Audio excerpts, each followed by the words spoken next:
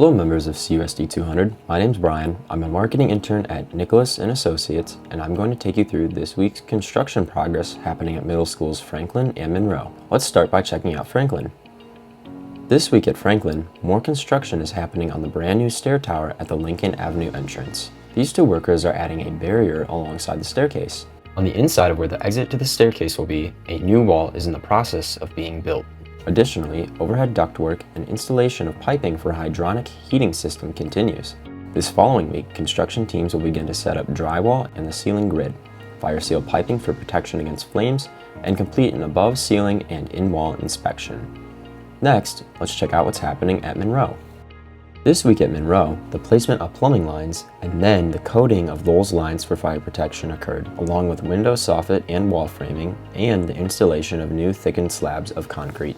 This next week, demolition of the barn, salt dome, and trailer will all take place. We will also see the installation of masonry walls and the removal of the existing heating, ventilation, and air conditioning units. Thank you for tuning in to this week's CUSD 200 Middle School Construction Update. Please check out next week's video to see all of the new progress.